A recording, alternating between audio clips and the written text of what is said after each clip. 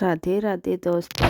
एक बार माता पार्वती ने भगवान शिव से कहा, प्रभु मैंने पृथ्वी पर देखा है कि जो व्यक्ति पहले से ही दुखी है आप उसे ज़्यादा दुख प्रदान करते हैं, और जो व्यक्ति सुख में है आप उसे दुख नहीं देते हैं। भगवान ने इस बात को समझाने के लिए माता पार्वती को धरती पर चलने के लिए कहा, और दोनों ने इंसानी रूप में पति पत्नी का रूप धारण कर लिया और एक गांव के पास अपना डेरा जमा लिया। शाम के समय भगवान ने माता पार्वती से कहा कि हम मनुष्य रूप में यहाँ आए हैं, इसलिए यहाँ के नियमों का पालन करते हुए हमें यहाँ पे भोजन करना होगा। इसलिए मैं भोजन के लिए सामग्री की व्यवस्था करने जा रहा हूँ। तब तक तुम भोजन बनाने की कुछ तैयारी करो। भगवान के जाते ही माता पार्वती रसोई में चूल्हे को बनाने के लिए बाहर से ईंटें लेने गई और गांव में कुछ जर्जर के मकानों से ईंटें निकाल कर चूल्हा तैयार कर लिया। चूल्हा तैयार होते ही भगवान वहां बिना कुछ लाए ही प्रकट हो गए।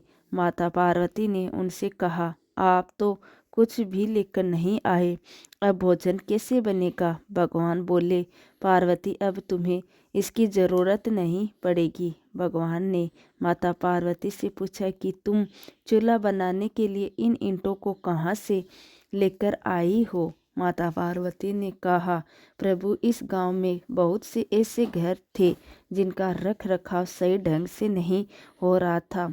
उनकी जर्जर हो चुकी दीवारों से मैं ईंटें निकाल कर ले आई।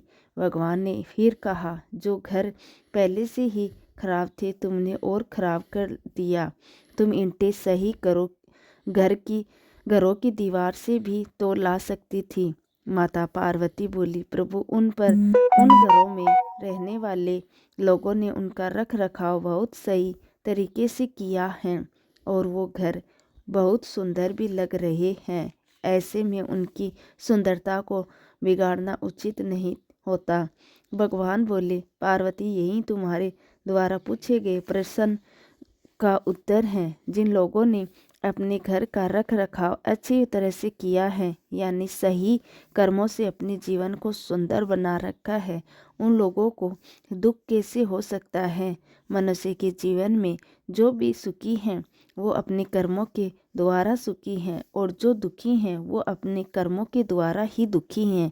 इसलिए हर मनुष्य को अपने जीवन में ऐसे ही कर्म करने चाहिए जिससे इतनी मजबूती और खूबसूरत इमारत खड़ी हो कि कभी भी कोई उसकी एक ईंट भी निकाल ना पाए। दोस्तों, ये काम जरा भी मुश्किल नहीं है, केवल सकारात्मक सोच और निस्वार्थ भावना की ज़रूरत है। इसलिए अपने जीवन में सही रास्ता चुनें। तो दोस्तों, कैसी लगी हमारी आज की कहानी? धन्यवाद दोस्तों।